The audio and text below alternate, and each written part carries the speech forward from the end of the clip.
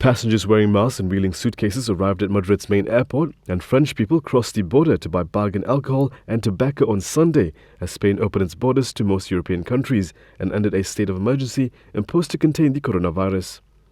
Spaniards were also allowed to move freely around the country from Sunday after being made to stay in their home provinces since mid-March, and many were expected to visit friends, relatives and second homes in other regions. People will still need to wear face masks in public when social distancing measures cannot be observed. At Madrid's international airport, there was a sense of relief for passengers, many of whom were travelling to see loved ones after months apart. Spain's border with neighbouring Portugal will reopen on July 1st at Lisbon's request.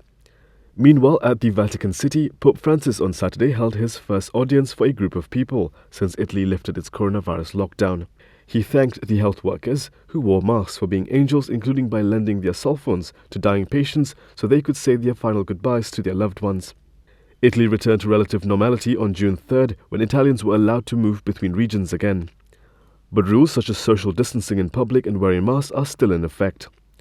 Pope Francis' weekly general audience is still being held without the public and streamed over the internet, although he has resumed giving his Sunday message from his window since St. Petersburg Square was reopened last month.